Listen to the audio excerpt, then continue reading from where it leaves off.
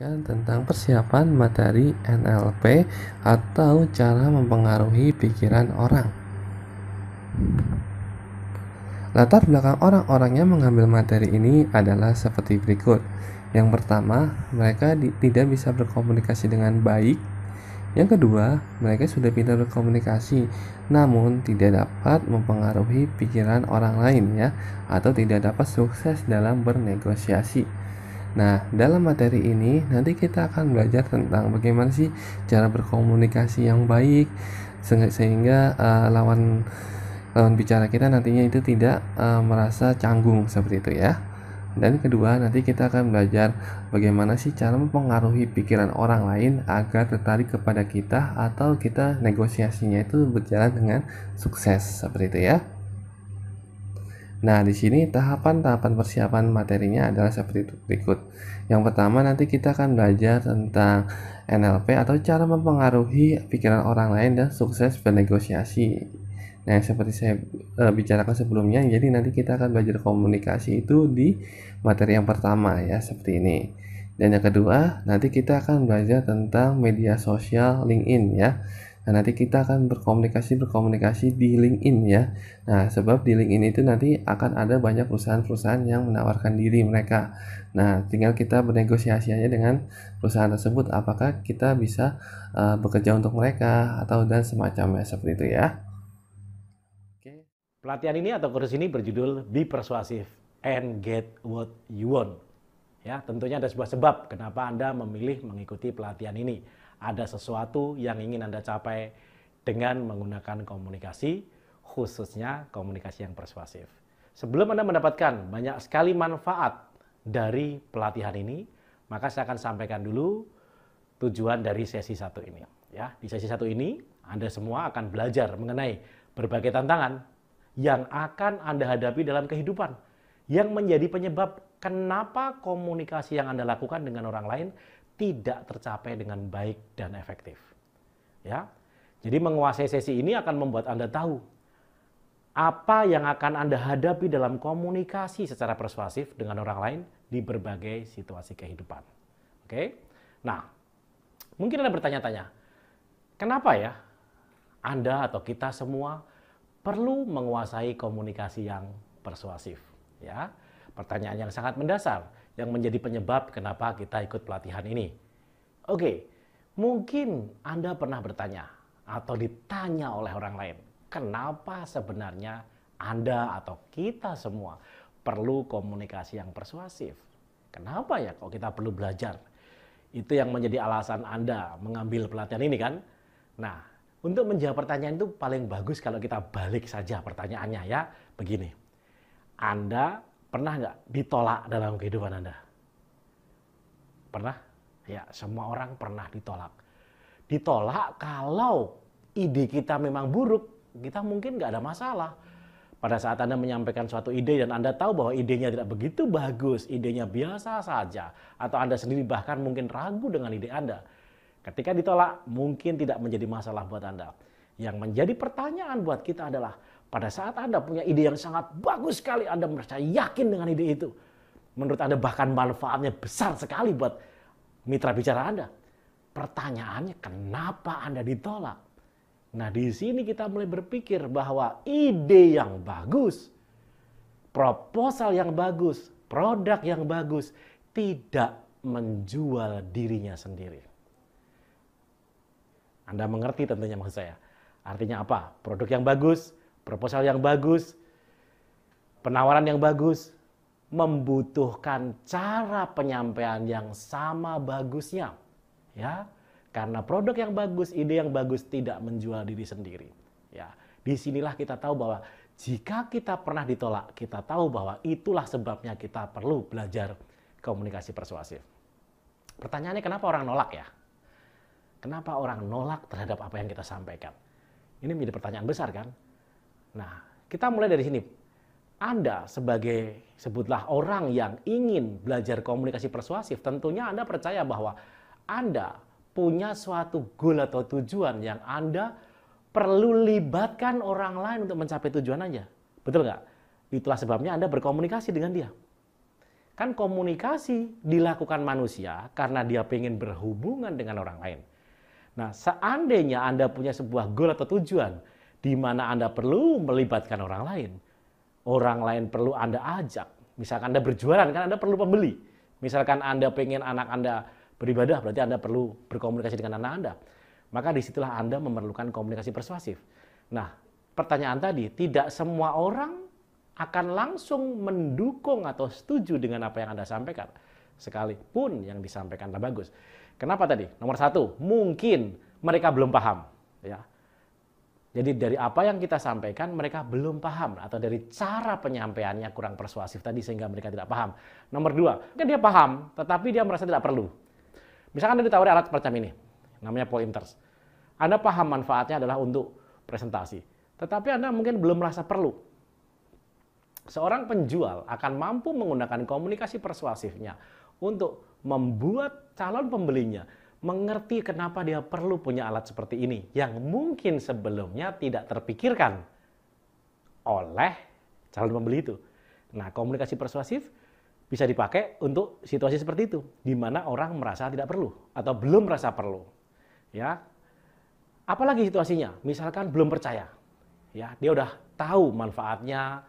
Ya, dia sebenarnya udah merasa perlu juga, asik juga ya kalau punya itu ya, bisa menyelesaikan masalah dia. Tetapi dia mungkin belum percaya atau ragu sama penjualnya. Ya, karena penjualnya nggak persuasif, cara berbicaranya tidak meyakinkan. Ya, bisa jadi sebaliknya, dia bukan tidak percaya dengan penjualnya, tetapi dia tidak percaya pada misalkan daya tahan alatnya. Wah, produk buatan mana ini? Gitu. Wah, kalau bukan buatan Jerman pasti nggak bagus. Anda perlu komunikasi persuasif untuk meyakinkan bahwa negara lain selain Jerman juga mampu memproduksi alat sebagus itu. Di sini perlu kemampuan persuasif juga. Ya, yang contoh lain adalah yang namanya kelembaman. Lembam artinya kemalasan bergerak.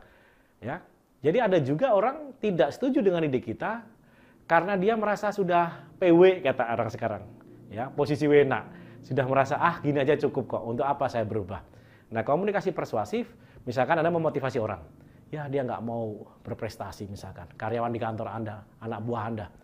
Anda perlu komunikasi persuasif untuk menggerakkan orang dari kondisi lembamnya, kondisi tidak mau bergeraknya. Lembam artinya momentumnya nol. Ya, dia tidak mau bergerak. Menggerakkan orang semacam itu perlu komunikasi persuasif karena dia merasa PW tadi. Ya. Jadi kesimpulannya apa?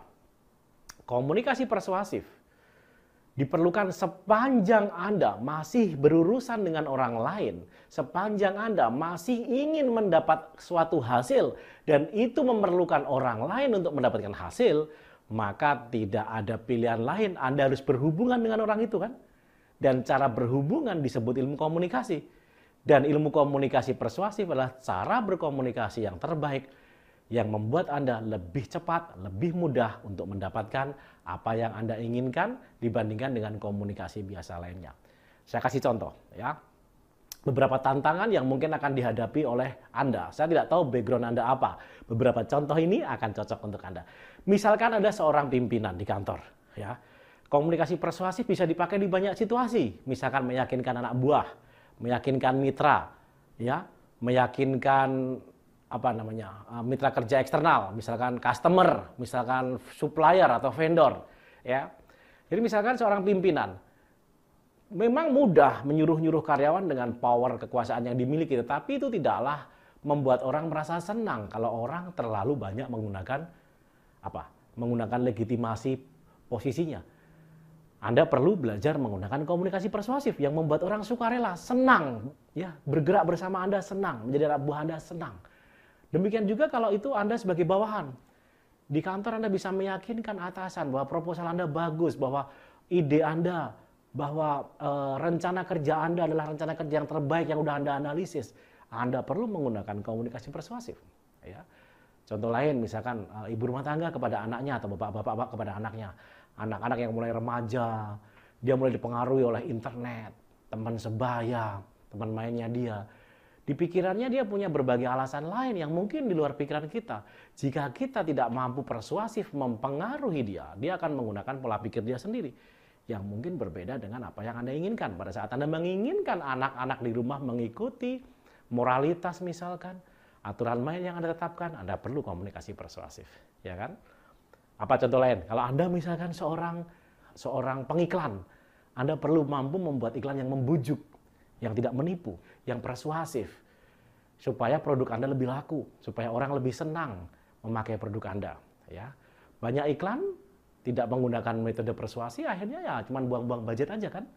Contoh lain sekarang, misalkan Anda bekerja atau Anda seorang politisi, Anda punya partai misalkan, atau Anda aktif sebagai anggota partai tertentu dan diharapkan menjadi juru kampanye misalkan. Jelas komunikasi persuasif akan sangat bagus dalam rangka mengajak orang lebih percaya pada Anda, membangun konstituen, ya, supaya mereka nanti memilih Anda. Ya. Jadi banyak sekali manfaatnya dalam dunia bisnis, dunia kerja, dalam sosial misalkan Anda seorang ketua RT atau kelurahan, atau Anda bupati mungkin, ya. Nah, misalkan Anda seorang guru, seorang dosen, seorang pendidik, seorang misalkan trainers, tentu saja Anda sangat perlu punya kemampuan persuasi, misalkan memulai kelas, membuat kelas tenang, membuat kelas bisa lebih memberi perhatian kepada Anda. Anda seorang artis misalkan, bagaimana kata-kata Anda lebih berpengaruh, bagaimana supaya sutradara lebih tertarik dengan Anda. Bahkan kemampuan persuasif bisa dalam sisi tulisan juga, dipakai untuk menulis kurikulum vitae, menulis artikel. Jadi banyak sekali manfaat dari komunikasi persuasif. Ya. Nah, sekarang saya akan mengajukan satu pertanyaan yang sangat mendasar dalam komunikasi persuasif. Ya, pertanyaannya begini. Apa tujuan dari komunikasi? Yuk, saya tunggu jawabannya. Oke.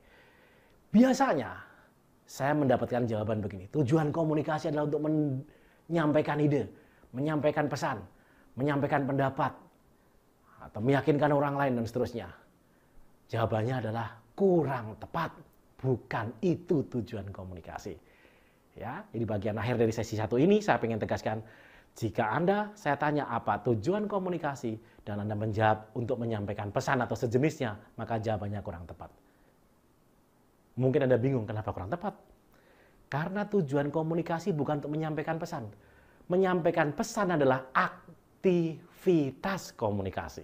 Tujuan komunikasi adalah untuk mendapatkan hasil. Apapun hasilnya, bertambah konstituen, bertambah jumlah pembeli, anak yang lebih menurut, customer yang mau membeli produk Anda, itu tujuan komunikasi. Menyampaikan pesan hanyalah metode atau cara atau aktivitasnya. Bayangkan kalau ada orang berpikir bahwa tujuan komunikasi menyampaikan pesan, maka sepanjang pesan sudah disampaikan, dia akan mengira tujuan tercapai. Nah, ngerti kan? Jadi, menyampaikan pesan bukan tujuan komunikasi. Tujuan komunikasi adalah mendapatkan hasil. Oke, ingat-ingat di sesi 1 ini Anda paham bahwa tujuan komunikasi adalah mendapatkan hasil. Hal kedua yang sama pentingnya saya ingin menegaskan di dalam sesi 1 ini adalah begini. Kadang-kadang ada pertanyaan orang mengatakan begini, Pak, berarti persuasif itu manipulatif ya Pak ya? Mungkin pernah berpikir begitu juga? Jawabannya adalah tidak. Komunikasi persuasif bukanlah manipulatif. Ya, manipulatif itu ada pada tujuannya. Jadi komunikasi persuasif bisa sangat positif, bisa sangat manipulatif. Yang positif contohnya gimana? Misalkan Anda mempersuasi anak supaya mau belajar lebih rajin, bukankah itu positif? Tetapi kalau yang namanya komunikasi yang manipulatif adalah yang untuk mendapatkan untung pada dirinya sendiri dan merugikan orang lain. Itu yang manipulatif. Jadi komunikasi persuasif tidak pernah manipulatif sepanjang dipakai untuk kondisi win-win. Oke, banyak contoh untuk itu. Membuat anak mau beribadah, membuat anak buah mau tepat waktu dalam bekerja, masyarakat memilih sebuah pilihan politik tertentu yang bagus dan seterusnya dan seterusnya. Oke, jadi 2 poin penting dari sesi 1 adalah tujuan komunikasi adalah untuk mendapatkan hasil dan komunikasi persuasi bukanlah manipulatif. Oke, kita akan berjumpa di sesi berikutnya yang lebih bagus lagi, lebih penting lagi untuk membuat Anda lebih sukses dalam kehidupan Anda. Oke.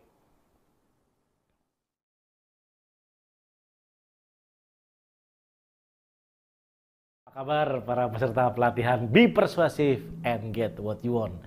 Nggak kerasa ya, udah sesi 3 nih kita sekarang. Ya, memang ya yang paling enak itu belajar menggunakan video seperti ini. Kenapa? Karena Anda tidak takut salah kan? Jadi Anda bisa dengerin dengan gaya Anda duduk santai seperti apa juga nggak ada yang menegur, nggak ada yang mempersoalkan. Beda kan kalau kita misalkan kadang-kadang di ruang kelas, seperti waktu masih sekolah, wah harus tangan ke atas, tangan ke samping, tangan ke depan, duduk yang manis diatur. Jadi enaknya belajar melalui video memang apa? Anda bisa mengatur sendiri. Ya, di sekolah pintar ini Anda bisa mengatur sendiri kapan Anda mau melihat, kapan Anda mau belajar. Rasanya aman sekali, asik sekali ya, sehingga pikiran Anda bisa lebih efektif lagi dalam belajar. Nah, oke ya. Sekarang apa sih isi dari sesi 3 ini ya? Di sesi 3 ini kita akan membahas mengenai bagaimana hubungan antara persuasi, komunikasi persuasif atau persuasi dengan otak atau pikiran manusia. Ya. Jadi kadang-kadang orang nanya gini, loh Pak Roni, itu kok teoritis sekali ngomongin mengenai otak segala macam. Oh bukan teoritis. Seperti Anda mau jadi ahli pembalap mobil, Anda mesti ngerti prinsip dasar dari mesin mobil. Anda nggak perlu ngerti semua mengenai mobil, tapi ngerti prinsip dasar, jangan sampai kebalik. Ya, presneleng salah nanti, pegang remnya keliru, nggak bisa belok dengan efektif karena tidak ngerti cara mengoperasionalkan mesin, karena nggak ngerti dari mesin, dasar-dasar dari prinsip mesin yang akan Anda kendarai. Jadi kita nggak akan belajar secara detail mengenai otak, mengenai teori otak, enggak. Tapi kita akan belajar mengenai prinsip-prinsip cara kerja pikiran yang betul-betul ilmiah supaya bisa dipertanggungjawabkan, nggak cuma pendapat ahli. Ya. Kemudian dari pengetahuan itu bisa Anda pakai untuk menentukan apa? Menentukan teknik persuasi Anda. Jadi sebelum Anda menguasai mengenai cara melakukan persuasi, maka Anda perlu mengerti bagaimana otak ini bekerja atau pikiran ini bekerja. Karena pada prinsipnya persuasi adalah apa? Cara mempengaruhi otak sebagai organ yang mengelola pikiran dan emosi. Otak adalah bendanya. Dia melakukan berbagai macam fungsi. Dua fungsi yang paling penting adalah, ya banyak fungsi penting tentu saja, tapi beberapa fungsi penting yang berkaitan dengan persuasi adalah otak mengelola pikiran dan emosi manusia. Ya, kita di sini tidak akan membahas mengenai teori atau konsepnya. Kita di sini akan membahas otak berdasarkan penelitian dari neuroscience, secara saintifik, secara ilmiah.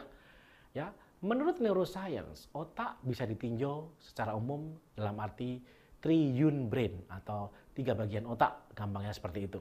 Ya, jadi bukan pikiran sadar bawah sadar tadi loh ya. Triune brain adalah otak dibagi 3, yaitu lihat dalam gambar ini, yang paling bawah disebut adalah reptilian cortex atau otak reptil.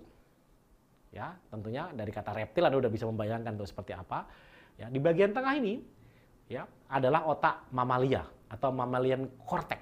Mamalia Anda tahu, binatang mamalia, binatang menyusui dan binatang yang melahirkan ya.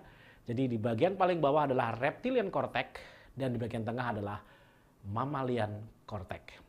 Dan di bagian yang paling besar di atas, paling besar, hanya dimiliki oleh manusia, disebut dengan neocortex, neo atau new cortex, atau human cortex, atau otak manusia. Ya, tidak ada di hewan reptil, tidak ada di hewan mamalia, mungkin ada di beberapa mamalia sedikit, tapi di manusia sangat besar seperti itu.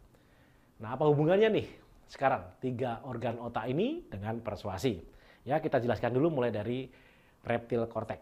Ya, perlu diingat ya, kalau binatang lain selain manusia ya, yang binatang hanya punya otak lebih sedikit atau lebih kecil.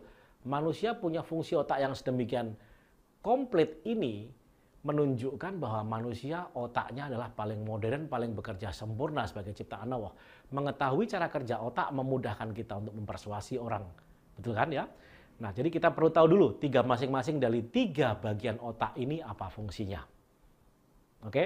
Di sesi ini kita akan mempelajari 3 otak ini apa fungsinya. Sehingga dengan ngerti fungsinya Anda bisa mempengaruhi orang dengan lebih mudah.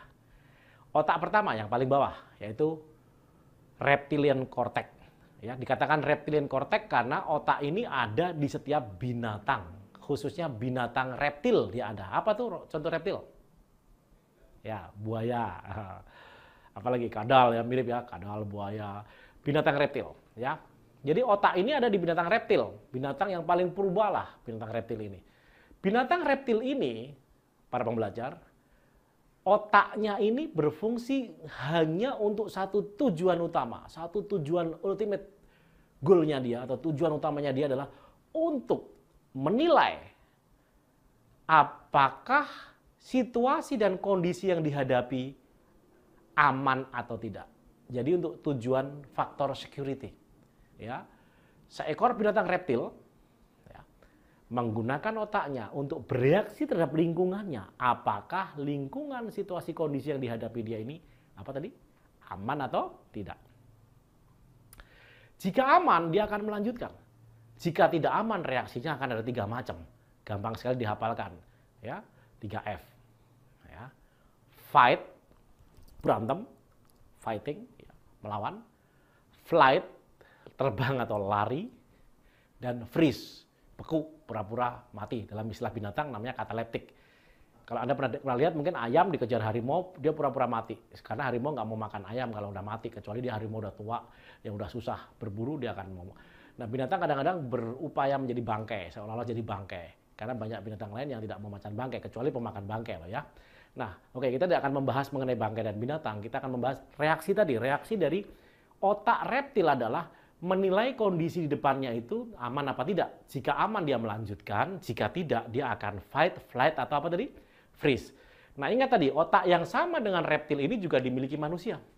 Maka manusia pada prinsipnya dalam berkomunikasi khususnya dengan orang yang baru atau dengan ajakan untuk membeli sesuatu, ajakan mencoblos wakil rakyat misalkan, atau calon wali kota atau bupati, atau orang tua menyuruh anaknya, guru menyuruh muridnya, maka yang dipikiran dari pendengar adalah akan menilai di bawah sadar loh itu ya. Di bawah sadar itu ada organ reptilian korteks tadi yang langsung otomatis dia akan menilai ini aman nggak.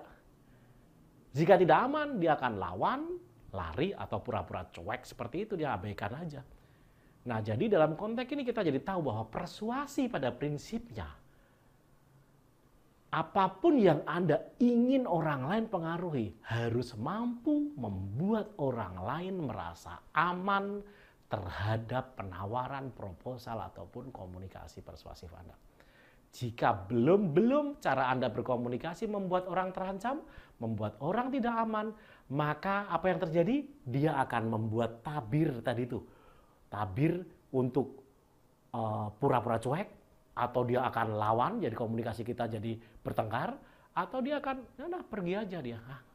Ini terlalu memaksa, misalkan seperti itu. Jangan sampai persuasi kita mendapatkan perlawanan yang tidak perlu hanya gara-gara dari bahasa yang kita pilih, dari body language kita, memunculkan sebuah efek yang membuat orang lain merasa tidak aman, ya, dari apa?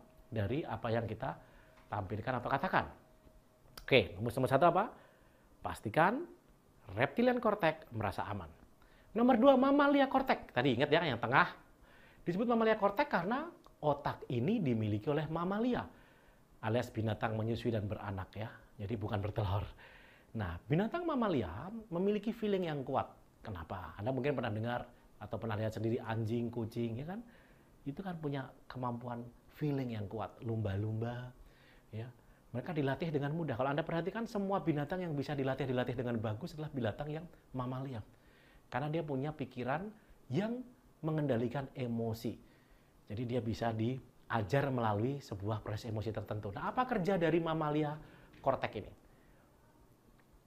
Mamalian korteks berfungsi untuk menilai apakah sesuatu yang dihadapi oleh dirinya secara emosional menarik atau tidak. Artinya, kalau Anda lihat orang melatih lumba-lumba, sebenarnya karena dia dikasih ikan. Ya, sehingga dia bisa berhitung 5 kali 5, 4 kali 2. Diminta menghitung itu menjadi menarik oleh mereka, kan dikasih hadiah tadi, dikasih ikan untuk dimakan. Jadi binatang lumba-lumba bukanlah pintar karena dia pakai otak yang bisa berhitung, tapi dia menggunakan emosinya. Ya, emosinya dimainkan oleh para pawang itu untuk melatihnya. Singkat kata yang mau kita katakan di sini adalah mammalian korteks, otak mamalia atau mammalian korteks bekerja untuk menilai apakah situasi yang dihadapin menarik apa tidak. Jika menarik sebuah komunikasi, maka orang akan melanjutkan untuk mendengarkan. Jika tidak menarik, orang akan memilih untuk tidak melanjutkan. Jadi, poinnya apa tadi nomor 1? Komunikasi persuasif harus membuat aman, karena akan bisa melalui reptilian korteks dengan lancar. Yang kedua, harus menarik secara emosional. supaya bisa melalui mammalian cortex dengan lancar. Nah, yang ketiga otak yang paling gede nih, yang disebut sebagai neokortek atau otak manusia. Ya. Itu apa bedanya dengan dua otak yang tadi? Bagian ini gede banget, menunjukkan bahwa manusia dianugerahi sebuah fungsi otak yang lebih sempurna. Otak inilah otak yang dipakai untuk berhitung, untuk berpikir, ya, untuk logika dan seterusnya. Nah, ada satu bagian penting dari otak ini yang disebut sebagai critical faculty atau critical factor atau bagian kritis. Bagian yang hanya ada di pikiran manusia yang dipakai untuk menilai, untuk berpikir, untuk mengevaluasi, untuk berhitung, ya, secara matematis, untuk logik. Disebut apa tadi?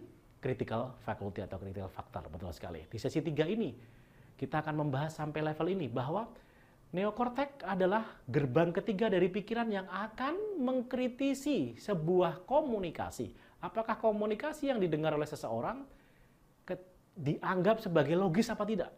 Ya, manusia akan menggunakan otak ketiga kemudian. Setelah melampaui otak pertama dengan sukses, otak kedua dengan sukses, otak ketiganya akan berpikir ini logis nggak yang disampaikan? Masuk akal nggak bagian kritis ini?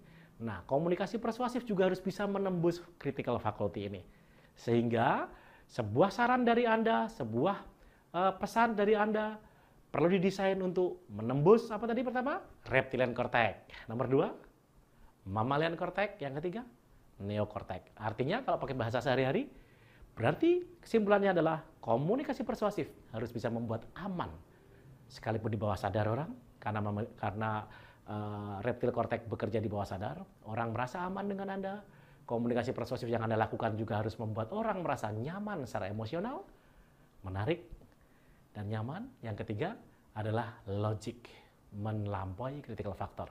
Bagian yang ketiga ini akan kita bahas di sesi berikutnya, berkaitan dengan kenapa teknik NLP yang dipakai. Karena teknik NLP ini selain bisa menembus reptilian cortex, mammalian cortex, dan pada khususnya kita garis bawahi luar biasa sekali dalam menembus neokortek. Oke, itu yang paling penting dari sesi 3 ini. Kita akan lanjutkan di sesi 4, lebih mendalam lagi, menambahkan kemampuan Anda untuk persuasi mencapai tujuan yang Anda idamkan. Terima kasih. Sebelumnya, Anda ingat 2 poin utama apa dari sesi sebelumnya? Ya, yang pertama adalah tujuan komunikasi adalah untuk apa? Mendapatkan hasil. Bagus sekali. Dan yang kedua adalah apa? Komunikasi persuasif bukanlah manipulatif. Manipulatif adalah tergantung dari tujuan komunikasi itu sendiri. Karena persuasi bisa dipakai untuk hal-hal yang sangat positif dan berguna buat orang lain. Oke, sekarang kita memasuki sesi kedua. Apa yang akan kita pelajari nih di sesi kedua? Ya, di sesi kedua ini saat Anda ikuti sesi ini, Anda akan mulai menguasai hal paling mendasar dan penting dalam melakukan komunikasi persuasif. Apa itu? Yakni menentukan tujuan atau hasil yang mau dicapai. Ingat tadi, tujuan komunikasi adalah untuk mencapai hasil. Berarti dalam komunikasi itu sendiri, kita harus menentukan dulu hasilnya apa. Ya, dengan menguasai sesi ini akan membuat Anda mampu menyusun sebuah tujuan yang betul-betul bisa Anda capai dari sesi ini. Ya, nah sekarang saya mau nanya dikit nih ya. Pernah nggak Anda dalam diskusi sehari-hari dengan orang atau mendengarkan presentasi orang lain atau Anda mendengarkan pemaparan, Anda itu dengerin udah lama gitu tapi nggak ngerti sebenarnya ini orangnya ini mau ngomongnya poinnya apa sih? Sebenarnya apa yang mau dia capai dari sebuah pembicaraan yang dia buat? Ngalor ngidul, ngulon ngetan gitu kata orang Jawa ya, ke utara, ke selatan, ke timur, ke barat. Ternyata kita nggak ngerti tujuannya apa. Jadi yang mendengarkan tuh malah mikir, ini apa yang mau dicapai? Orang pada nebak-nebak apa yang mau dimaksudkan oleh pembicara. Ya, mungkin jangan-jangan dia sendiri nggak tahu apa yang dia mau capai. Atau yang dia mau capai, atau yang mau tujuannya dia, jangan-jangan ya cuma didengarkan itu sendiri. Jadi akhirnya kita jadi nggak jelas. Dan jangan sampai kita jadi orang yang membingungkan seperti itu. Yang tidak tahu apa yang mau kita ucapkan itu tujuannya untuk mencapai apa. Untuk itu kita mau menjelaskan pada Anda dengan sebuah games ya. Dengan sebuah permainan sederhana aja. Oke, nama permainan ini atau game ini adalah Kapten Kapal. Oke. Nah, kita mulai ya. Tugas Anda adalah mendengarkan apa yang saya sampaikan, kemudian menjawab pertanyaannya.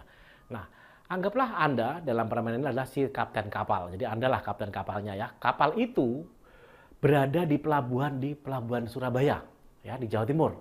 Nah, kapal yang sangat besar, dia bisa mengarungi lautan. Bayangkan kapal seperti apa kapal itu. Nah, ketika kapal itu berlayar pertama kali, dia menuju ke selatan lurus ke selatan.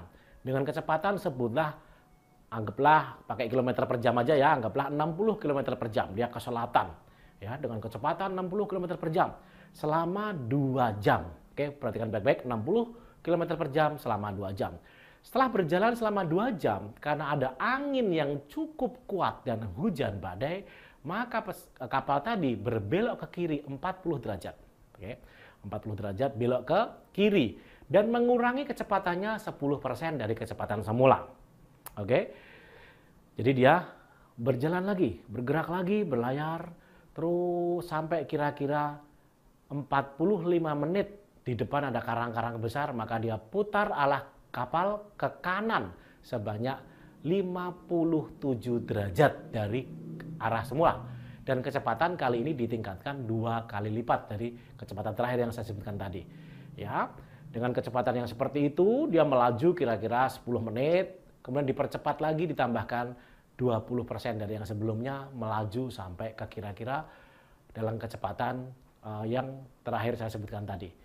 Setelah dia melaju selama 30 menit kemudian, dia bergerak ke kiri, diarahkan ke benua Australia, karena tempat tujuannya ke sana. Dan kecepatan kali ini dipertahankan selama 15 menit, kemudian dikurangi separuhnya dari kecepatan semula. Ya. Nah, dipertahankan terus seperti itu kira-kira sampai 6 jam.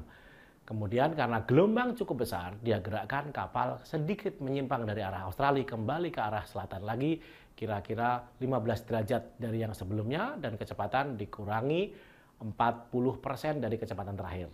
Oke, Anda bisa mengikuti semua dari apa yang saya sampaikan. Sekarang pertanyaannya adalah, siapa nama kapten kapal itu? Anda kebingungan menjawabnya ya. Mungkin beberapa dari Anda berpikir nggak ada hubungannya antara cerita dengan pertanyaannya tadi. Ya. Jika Anda berpikir begitu, ya kurang lebih benar. Kenapa? Karena dari kisah saya tadi tidak jelas mau kemana. Cerita bergerak derajat ke sini lah, kecepatan sekian kilometer per jam lah, berapa jam perjalanan lah. Yang ternyata hasil akhirnya cuma mau ditanya mengenai siapa nama kapten kapal tadi. Meskipun sebenarnya kalau dirunut-runut, sebenarnya dari awal tadi dikatakan bahwa bayangkan kapten kapal itu adalah Anda. Berarti mestinya nama kapten kapal itu adalah nama Anda. Tapi kenapa Anda nggak bisa jawab? Bukan karena Anda tidak pintar, bukan. Tapi karena dalam cara berkomunikasi tadi, karena tujuan tidak jelas. Ya, artinya si pendengar, yaitu Anda, juga tidak mampu untuk mengerti dengan jelas apa tujuan dari komunikasi tadi. Sehingga kesannya muter-muter, sulit ditebak seperti apa yang diinginkan. Nah, komunikasi persuasif harus jelas. Sebutlah orang yang melakukan komunikasi persuasif, mulai sekarang dan seterusnya kita sebut sebagai kata persuader. Ya, orang yang mempersuasi, persuader. Ya. Jadi seorang persuader, yaitu Anda, harus selalu memiliki tujuan sebelum melakukan komunikasi. Ya. Dengan ada tujuan, apa efeknya? Anda jadi ngerti ketika berkomunikasi dengan orang lain, tujuan sudah tercapai atau tidak. Kadang-kadang orang berkomunikasi, misalkan kepingin banget dapat nilai bagus, kemudian dia melobi seorang gurunya untuk bisa mendapatkan nilai yang lebih bagus dalam sebuah pelajaran atau PR. Tapi karena dia kepalanya sendiri tujuannya tidak jelas ketika dia melobi atau mempersuasi gurunya, kemudian dia bicara, dia nggak jelas cara ngomongnya, nggak jelas tujuannya. Malah yang terjadi pembicaraan belak-belok kemana-mana, nggak jelas. Nah, sekarang saya akan menjelaskan mengenai 4 langkah dasar komunikasi persuasif. Ya, 4 langkah dasar komunikasi persuasif. Nomor 1, seorang persuader harus memiliki tujuan komunikasi. Ingat ya, nomor 1 dari 4 langkah dasar komunikasi adalah apa? Ya, betul. Memiliki tujuan komunikasi. Jadi, ibarat Anda mau pergi, mau naik taksi, misalkan Anda harus punya tujuan dulu. Anda akan bilang, nggak mungkin kan Anda naik taksi, terus taksinya, sopir taksinya nanya, mau kemana Pak? Terus Anda jawab, nggak ngerti, yang penting naik, kan nggak mungkin. Ya, seperti tadi, ya, nggak ngerti, yang penting menyampaikan pesan, kan? Bukan seperti itu. Jadi, langkah dasar komunikasi ada 4 tadi. Nomor 1 adalah memiliki tujuan. Ya. Nomor 2, setelah memiliki tujuan baru mengkomunikasikan. Bisa Anda lihat di sini, ya, para pembelajar di Sekolah Pintar. Nomor 1 memiliki tujuan, nomor 2 mengkomunikasikan pesan dengan cara tertentu. Cara akan macam-macam, nanti akan kita jelaskan di sesi berikutnya. Yang penting Anda tahu, memiliki tujuan, Yang kedua, komunikasikan pesan Anda dengan cara tertentu untuk mencapai tujuan tadi. Jadi cara komunikasi adalah, atau metode komunikasi yang Anda pilih adalah untuk mencapai tujuan tadi. Oke, udah 2 ya. Langkah ketiga, seorang persuader setelah memiliki tujuan dan setelah memilih cara komunikasi dan mengkomunikasikan kepada mitra bicaranya atau kawan bicaranya, dia perlu memiliki cara atau perlu mengetahui apakah komunikasi yang dilakukan menghasilkan seperti tujuan yang diinginkan atau justru menjauhkannya. Ingat tadi, satu, punya tujuan. Misalkan saya mau mencapai tujuan tertentu. Kemudian saya melakukan sesuatu yang disebut komunikasi tadi. Yang ketiga adalah saya harus tahu apakah komunikasi yang saya lakukan mendekatkan saya pada tujuan atau justru menjauhkannya. Jangan sampai seorang persuader tidak tahu apa yang dia sampaikan, apa yang dia komunikasikan, menjauhkan atau mendekatkan. Ibaratnya ngomong asal ngomong, tidak tahu hasilnya apa, kan gitu. Jadi, satu, memiliki tujuan, dua, mengkomunikasikan tujuan itu melalui cara tertentu, cara komunikasi tertentu. Yang ketiga, memiliki cara untuk mengetahui apakah cara komunikasi yang dipilih mendekatkan dia dengan goalnya atau malah menjauhkannya. Dan langkah terakhir atau langkah yang keempat adalah apa? Melakukan penyelarasan atau penyesuaian cara komunikasi sehingga tujuan tercapai. Jadi kalau kita metaforkan, saya mau mencapai sebuah tujuan tertentu. Pertama, memiliki tujuan. Yang kedua, melakukan satu cara untuk mencapai tujuannya, cara komunikasi. Yang ketiga, mengetahui apakah cara yang saya pakai mendekatkan atau menjauhkan. Dan jika menjauhkan, maka buat langkah fleksibel untuk mengkomunikasikan dengan cara yang lain, dengan metode yang lain yang akan kita ajarkan berikutnya sampai tujuan tercapai. Memiliki tujuan, mengkomunikasikan dengan cara tertentu untuk mencapai tujuan komunikasi tadi, memiliki pengetahuan atau memiliki cara untuk mengerti apakah komunikasi yang dilakukan ini memperdekat atau menjauhkan. Yang keempat, melakukan adjustment atau penyelarasan komunikasi hingga tujuan tercapai. Itulah 4 langkah dasar dalam komunikasi. Ya. Jadi, kalau Anda sudah menentukan tujuan seperti itu, Anda dengan mudah. Nah, sekarang gimana caranya membuat tujuan itu? Ya, yang pasti dalam membuat tujuan komunikasi, Anda tahu hasil akhir apa yang mau Anda capai. Ya. Jadi bagaimana cara membuat tujuan tadi? Rumus dasarnya adalah satu. Rumus dasarnya cara membuat tujuan adalah dengan mengetahui hasil akhir apa yang mau Anda capai. Kalau Stephen Covey mengatakan, begin with the end on mind. Mulai dari akhir dalam pikiran. Maksudnya apa? Jadi seperti itu dalam komunikasi Anda mulai dari mana? Dari mengetahui hasil akhir. Jadi misalkan Anda ingin anak buah Anda bisa menyetujui apa yang Anda sampaikan, maka Anda harus tahu anak buah saya ketika setuju itu seperti apa. Ya, Anda perlu tentukan terlebih dahulu dengan jelas. Jadi tentukan dengan jelas hasil akhir seperti apa yang ingin Anda dapatkan dalam komunikasi persuasif Anda.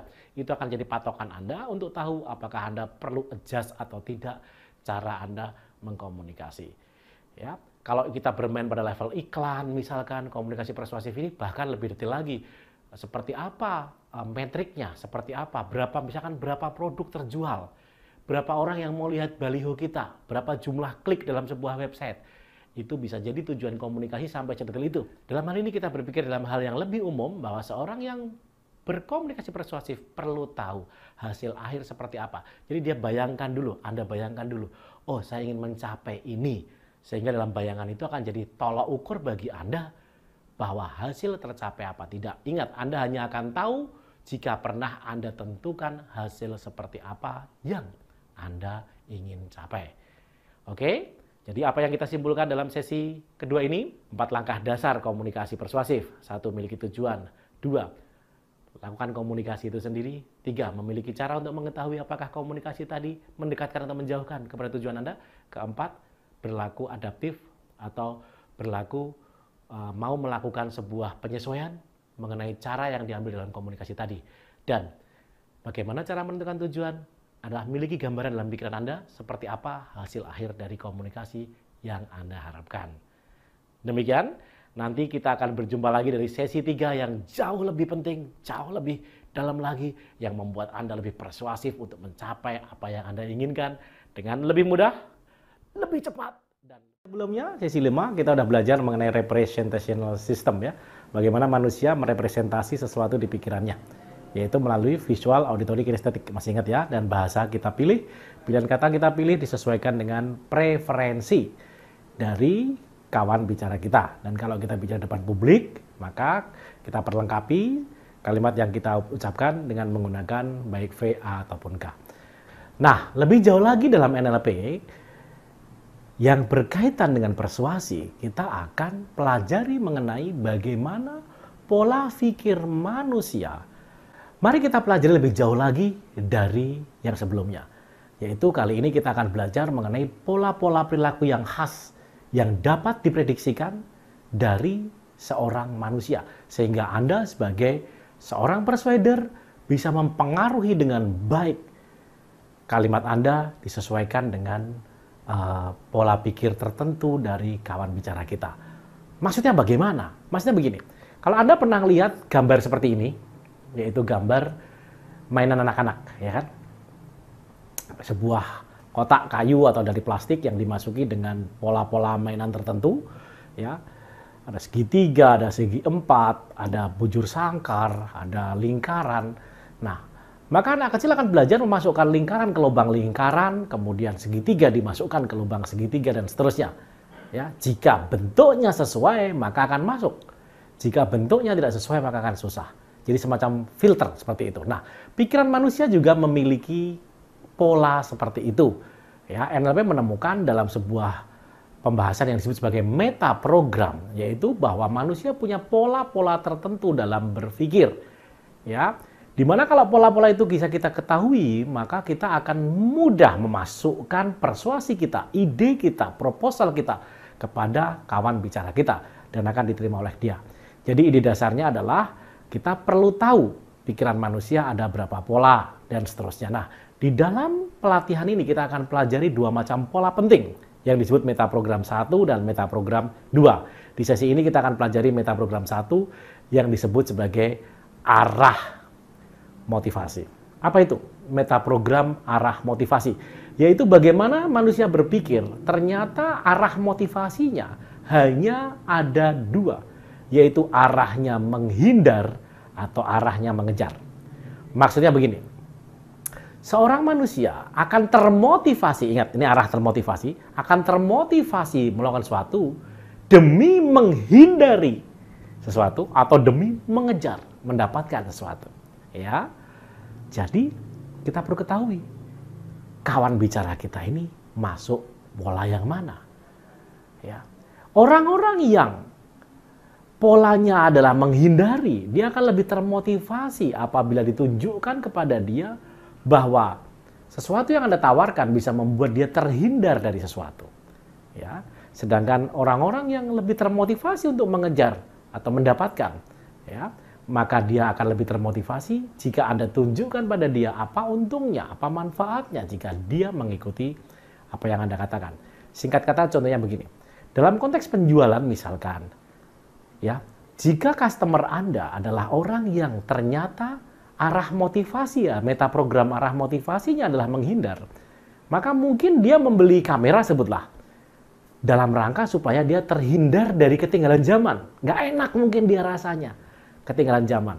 Maka Anda ketika mempersuasi dia, tunjukkan pada dia bahwa kamera Anda bisa menghindarkan dia dari yang tidak dia inginkan, yaitu terhindar dari apa? Ketinggalan zaman. Tetapi menghadapi jenis customer yang lain yang arah motivasinya adalah mengejar atau mendapatkan. Mungkin dia membeli kamera demi mendapatkan gengsi, demi mendapatkan benefit, fiturnya bagus.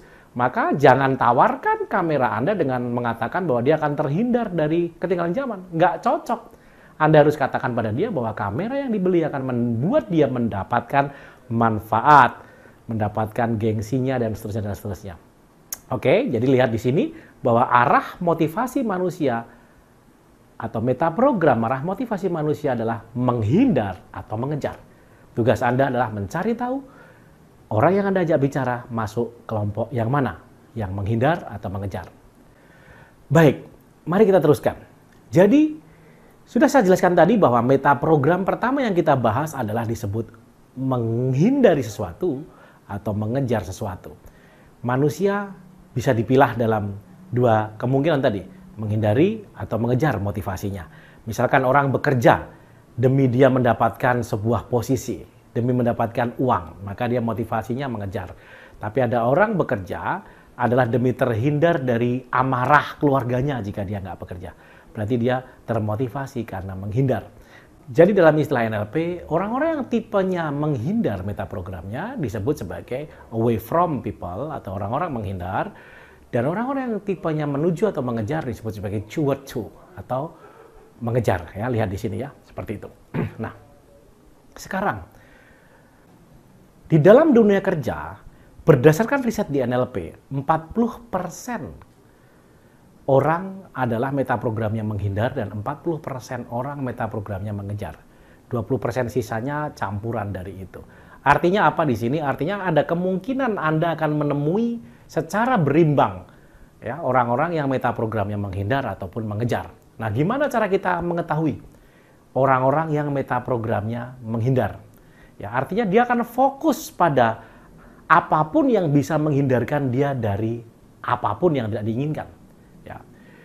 Jadi orang-orang yang tipenya menghindar, away from, yaitu metaprogramnya away from, dia ini kalau berbicara akan terucap dari mulutnya kalimat-kalimat yang menunjukkan dia ingin menghindari suatu. Misalkan dia mengatakan, saya ingin bekerja supaya saya tidak dihina oleh teman saya, misalkan. Untuk mencegah sesuatu, untuk terhindar, untuk menyelesaikan, untuk menjauhi, supaya tidak mengalami problem dan seterusnya. Kalimat-kalimat seperti itu menunjukkan dia adalah orang yang metaprogramnya menghindar. Body language-nya biasanya orangnya kalau ngomong kadang-kadang seperti ini. Ya, atau dia akan, jadi saya nggak mau, kayak gitu. Ada semacam gerakan penghindaran atau membuang, ya supaya tidak gerakan menyisihkan seperti ini, menjauhkan atau menghindarkan. Ciri-ciri seperti itu menunjukkan bahwa dia adalah orang yang metaprogramnya menghindar. Kalau Anda menghadapi orang-orang yang metaprogramnya terhindar, berarti Anda perlu menyesuaikan kata-kata Anda menjadi selaras dengan dia. Misalkan gunakan kata-kata bahwa proposal Anda atau penawaran Anda atau apa yang Anda ucapkan tadi, persuasi Anda bisa membuat dia terhindar dari sesuatu.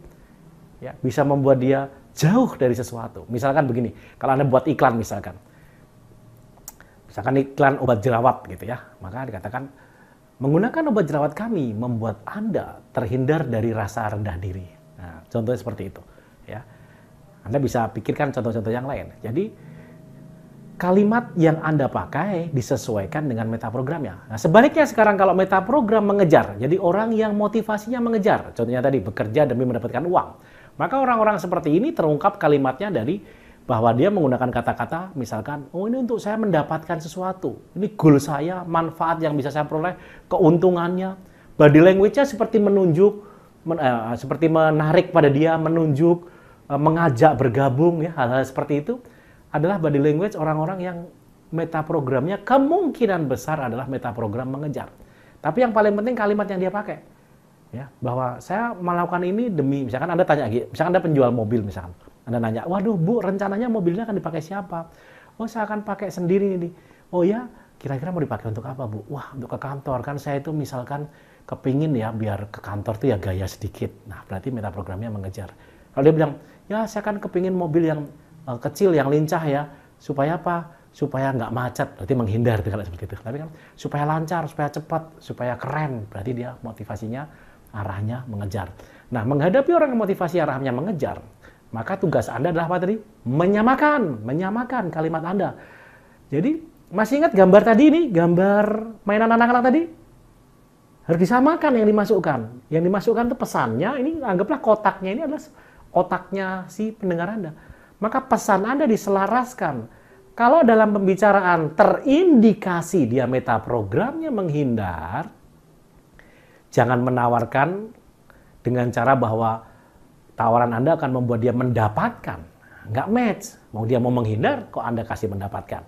Ya, kalau dia motivasinya menghindar, tunjukkan produk Anda bisa menghindarkan apa. Kalau motivasinya dia mengejar, tunjukkan produk Anda bisa membuat dia mendapatkan apa. Ya. Nah, kalau nggak punya waktu gimana? Pak, saya nggak punya waktu nih ngadepin orang ini motivasinya mengejar atau menghindar. Atau kalau ngadepin banyak orang, gimana caranya? Caranya adalah berarti waktu Anda mempersuasi mereka, gunakan dua-duanya. Tunjukkan bahwa persuasi Anda, mengikuti persuasi Anda, atau membeli produk Anda, atau mengikuti nasihat Anda, membuat mereka terhindar dari apa dan mendapatkan apa. Dipakai dua-duanya sekaligus. Ya. Ini penting sekali. Bahkan kalau Anda bayangkan, Tuhan juga menggunakan motivasi yang sama untuk memotivasi manusia. Bahwa manusia diberikan surga ataupun supaya terhindar dari neraka, supaya mereka berbuat sesuai dengan petunjuk Tuhan. Jadi Tuhan saja memakai ini, metaprogram menghindar dan mengejar, menunjukkan bahwa apa? Bahwa manusia memang pada prinsipnya diciptakan Tuhan sebagai sebuah makhluk yang punya kecenderungan akan menghindari hal yang tidak diinginkan atau mengejar untuk mendapatkan yang diinginkan. Ya, ingat ya, manusia diciptakan Tuhan untuk termotivasi pada suatu hal demi menghindari apa yang tidak diinginkan atau mengejar apa yang diinginkan. Tugas Anda sebagai persuader simpel sekali, menemukan kata-kata yang pas, yang betul-betul cocok seperti gambar tadi.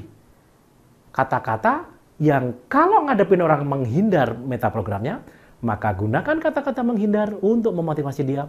Dan jika dia dari metaprogram mengejar, maka gunakan kata-kata yang mengejar untuk metaprogram mereka. Baik itu dalam iklan, komunikasi lisan secara langsung, kampanye Anda, ataupun nasihat kepada anak. Kamu kalau nurut sama papa, saya belikan apa. Kamu kalau nurut sama papa, kalau kamu tidak nurut, kamu tidak akan dibelikan. Nah, kalimat seperti itu menunjukkan adanya mengejar atau menghindar. Hanya saja orang tua tidak pernah memikirkan anaknya sebenarnya lebih cenderung yang mana. Nah, pastikan Anda mengetahui dulu kawan bicara Anda, anak buah Anda masuk kategori yang mana? Menghindar atau mengejar? Kemudian Anda sesuaikan kalimat Anda. Maka akan jadi sangat persuasif. Oke? Kita ketemu lagi di sesi ke-7. Terima kasih.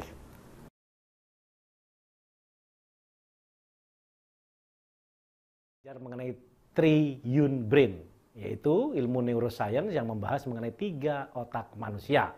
Ya, masih ingat apa itu? Reptilian brain, mammalia brain, dan neokortex.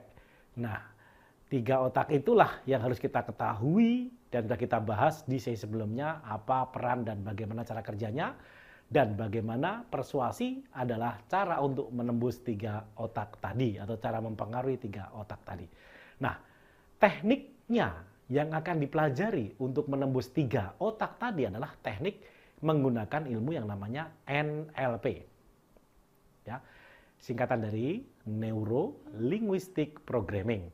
Ya, beberapa dari Anda mungkin sudah tahu apa itu NLP, beberapa mungkin masih baru pertama kali dengar ini NLP atau pernah dengar bahwa NLP bagus tapi belum mengerti tepatnya bagusnya apa, ya. Nah, NLP adalah sekali lagi Neuro Linguistic Programming, yaitu kalau disederhanakan pemrograman bahasa pikiran, kata orang seperti itu, meskipun kurang tepat, tetapi boleh saja dianggap seperti itu. Paling gampang NLP sebenarnya dilihat sebagai ilmu yang mempelajari seperti manual otak atau manual pikiran manusia. Kalau Anda pernah beli komputer, pasti ada manualnya, manual atau buku petunjuk, ya kan? Anda beli handphone aja, smartphone, ada manualnya. Untuk apa manual diberikan ketika Anda beli sebuah alat elektronik? Supaya Anda bisa menggunakan secara optimum, betul nggak? Jangan sampai misalkan handphone hanya dipakai untuk nelpon. Padahal handphone sekarang bisa dipakai SMS, ya. Kalau smartphone bisa internet, bisa personal message, bisa agenda, banyak sekali pokoknya. Ya. Nah, banyak sekali orang tidak mengoptimalkan fungsi handphone yang dimiliki karena dia tidak pernah membaca manualnya. Demikian pula pikiran manusia. Ya. Sebelum para pembelajar mengetahui apa saja kedahsyatan otak manusia dan bagaimana kaitannya dengan persuasi, kita perlu tahu bahwa ilmu NLP adalah ilmu yang seperti manual pikiran manusia. Jadi dengan mengetahui NLP, kita bisa tahu bagaimana pikiran manusia bekerja. Kalau kemarin, potong ya, 2, 3, 1 Pak. Kalau di sesi sebelumnya, kita baru belajar secara umum di otak manusia ada 3. Tetapi kalau di NLP adalah cara kerja otak itu sendiri bagaimana dibahas dengan NLP. Tetapi di pelatihan ini kita tidak membahas otak manusia dalam arti secara umum. Tetapi kita hanya akan mengkhususkan kaitannya sama ilmu komunikasi. dengan ilmu komunikasi persuasif khususnya. Ya. Nah, dengan mempelajari ini memungkinkan Anda untuk memahami lebih dalam dan merencanakan strategi komunikasi dalam mendapatkan hasil yang Anda inginkan. Oke, yuk kita mulai. Nah, tadi sempat saya katakan bahwa NLP adalah ilmu yang seperti manual pikiran. Jadi dengan NLP kita bisa tahu cara pikiran manusia bekerja, cara otaknya orang lain bekerja, cara otaknya orang lain yang akan Anda pengaruhi bekerja. Dengan demikian Anda bisa menggunakan bahasa yang sesuai untuk mempengaruhi mereka. Ya. Itulah kelebihan ilmu NLP. Di sisi lain, ilmu NLP juga dilihat atau bisa dianggap sebagai ilmu modeling atau ilmu meniru keunggulan atau kehebatan orang lain. Artinya, ilmu yang saya bagikan pada Anda ini adalah dibuat berdasarkan saya memodel atau meniru para orang-orang yang persuasif di dunia ini, bagaimana cara mereka berkomunikasi. Dibedah pakai ilmu NLP tadi itu, karena manualnya, kemudian disajikan ulang, sehingga Anda mudah mempelajarinya tanpa harus dari nol. Ya, istilahnya nggak from the scratch gitu, tidak dari nol putul kalau kata orang Jawa, tetapi Anda sudah mulai dari teknik-teknik yang langsung bisa diaplikasikan. Ya, bayangkan Anda mendengarkan orang-orang yang hebat dalam hal komunikasi, dari situ dengan ilmu NLP Anda akan dengan cepat bisa menirunya. Anda perlu tahu ya bahwa banyak presiden di negara maju seperti presiden-presiden di Amerika, khususnya negara-negara Eropa. Mereka tidak diketahui oleh publik, mereka belajar ilmu NLP. Bahkan mereka punya speechwriter atau penulis pidato. Ya, dan penulis pidato mereka umumnya menggunakan ilmu NLP untuk mengembangkan pidato mereka, sehingga pidato mereka sangat persuasif. Ya, di sisi yang lebih umum, banyak motivator, politisi juga belajar NLP. Tapi mereka memang tidak pernah mengaku bahwa mereka belajar NLP. Yang kita tahu kalau mendengarkan mereka, wah kita terpengaruh karena mereka sangat persuasif, ya kan? Nah, di sini dengan kemampuan yang sama, bahkan juga dimodel dari para penjual, ya, penjual yang ulung, para salesperson yang ulung, bagaimana mereka mempersuasi calon customernya ataupun para pelanggannya mereka, sehingga mereka menjadi pelanggan yang lebih setia dan memiliki hubungan yang sangat baik dengan mereka. Ya. Nah, kalau kita kaitkan dengan 3 otak yang kemarin, ya, bahwa ada otak reptil, ada otak mamalia, dan ada otak neo atau otak manusia, neokortek, maka NLP bisa dipakai untuk, tekniknya bisa dipakai untuk mempengaruhi 3 otak tadi. Misalkan mempengaruhi otak reptil, maka kita akan menggunakan teknik di NLP yang namanya rapport building, membangun hubungan, sehingga lawan bicara kita atau kawan bicara kita menjadi nyaman dan aman. Bukankah reptilian brain sangat terpengaruh oleh rasa aman? Jadi dengan ilmu NLP, dengan ilmu yang namanya rapport building, kita bisa membuat aman kawan bicara kita. Dan untuk mamalia brain, yaitu yang mementingkan emosional, ilmu NLP juga sangat bisa. Nanti kita akan pelajari bagaimana NLP bisa mengelicit suatu state, atau bahasa Indonesianya bisa membangkitkan suatu kondisi emosi tertentu yang menyenangkan kawan bicara kita. Jadi 2 otak, yang pertama dan yang kedua bisa diadres pakai ilmu NLP, ya, untuk persuasi. Dan yang ketiga apa? Otak manusia atau neokortek yang ditandai dengan kritis, masih ingat kan ya? Ya, bagian kritis, bagian yang menganalisa. Maka di dalam ilmu NLP ada materi yang namanya bahasa hipnotik. Ya, bahasa hipnotik atau bahasa hipnosis, ya.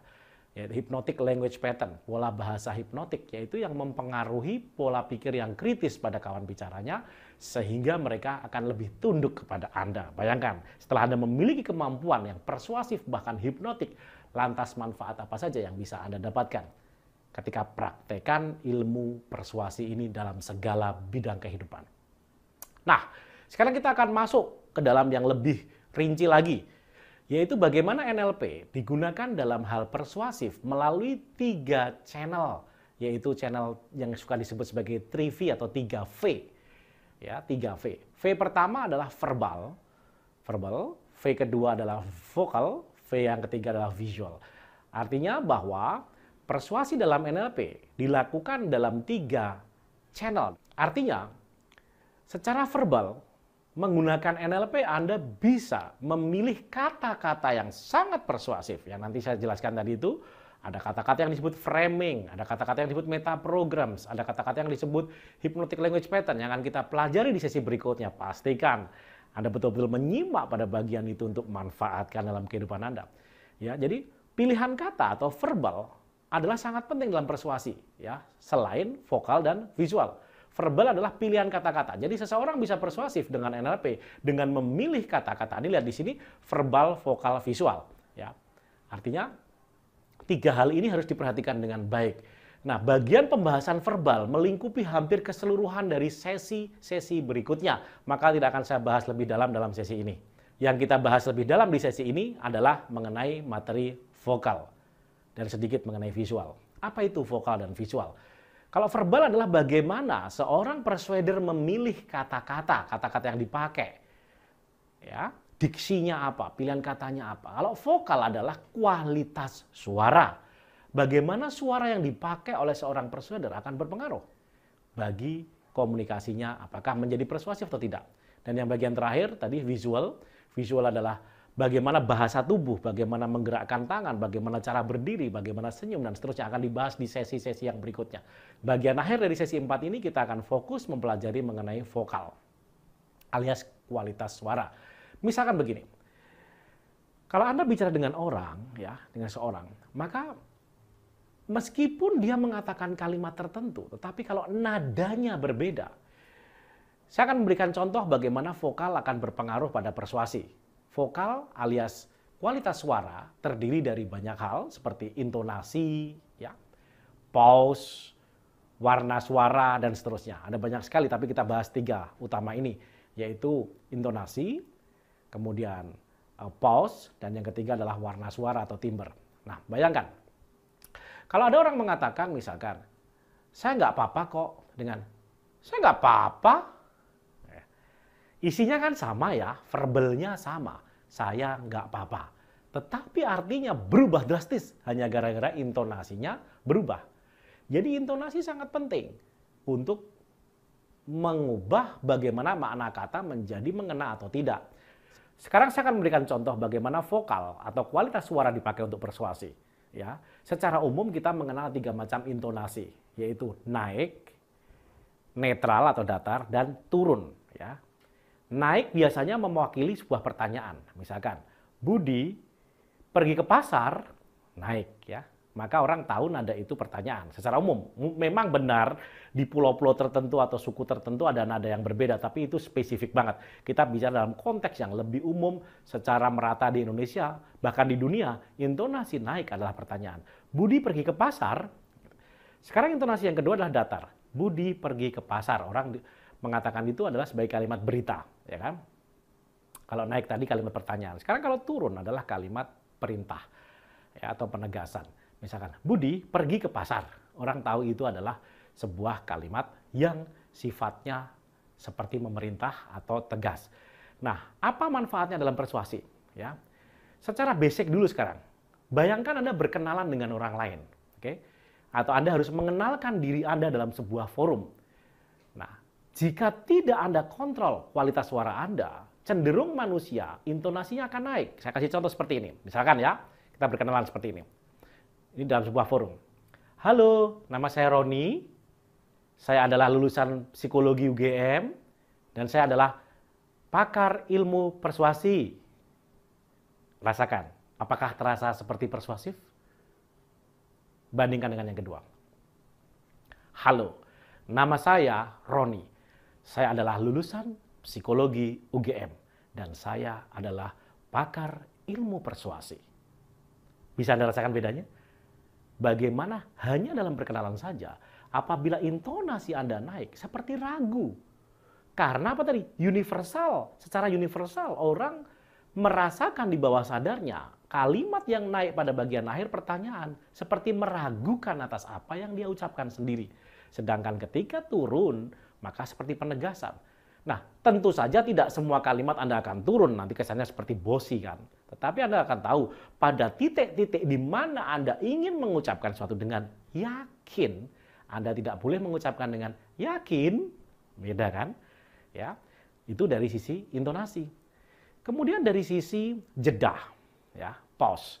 Jeda sangat bagus dipakai untuk membuat seseorang atau forum atau pendengar Anda penasaran. Misalkan Anda mengucapkan kalimat, 3 hal yang penting dalam komunikasi adalah 1. Verbal, 2 vokal, 3 visual. Nah, dalam konteks tadi ada jeda sebentar akan memicu curiosity alias rasa ingin tahu. Salah satu trik terpenting dalam persuasi adalah membuat audiens Anda ingin tahu lebih banyak. Nah, lakukan dengan memainkan jeda di tempat-tempat yang tepat. Ingat, jeda jangan panjang-panjang. Sebab kalau jeda-jeda terlalu panjang, kesannya Anda mikir dan nggak siap seperti itu. Jeda sekitar 2 detik aja maksimum. Ya, seperti itu. Yang terakhir adalah warna suara atau timbre. Warna suara atau timbre adalah semacam ada orang-orang yang tidak menyadari karena faktor kebiasaan atau struktur rahangnya atau mulutnya, mereka punya intonasi yang nggak enak. Mungkin Anda pernah dengar orang seperti ini. Halo, nama saya Roni. Ya, saya lulusan psikologi UGM. Tentu kan nggak enak Anda dengar orang seperti itu ya. Nah, biasakan Anda memiliki warna suara yang cukup dalam ya. Yaitu ada di bagian dada atau perut kalau bisa, atau di sini ya, di diafragma. Ya, setidak-tidaknya kalau perempuan di leher, oke, masih oke. Tapi di dada akan lebih kena. Sementara ini ngomong seperti ini adalah di mulut. Ngomong seperti ini adalah di hidung. Ya, Anda bisa merasakan bagaimana efeknya buat pendengar. Ya, ingat ya, kalau kita sendiri dengan suara kita seperti terbiasa, seperti nggak ada yang salah. Tapi coba Anda rekam suara Anda, dengarkan di sebuah sound system. Anda akan dapat feedback yang paling jujur. Itu suara Anda, warna suaranya menyenangkan atau tidak. Ingat, produksi dari dada atau diafragma atau perut, suara itu lebih menyenangkan didengar. Sehingga mamalia brain akan lebih kena. Latih dengan cara berbicara dari dada. Oke, jadi ingat, fokus terpenting kali ini adalah bagaimana NLP bisa membantu Anda dalam 3V. Verbal, vokal, visual, dan khususnya dibahas di dalam sesi ini adalah vokal. Bagaimana meningkatkan kualitas suara dari intonasi, jeda, dan warna suara alias timbre. Kita akan ketemu lagi di sesi kelima. Luar biasa.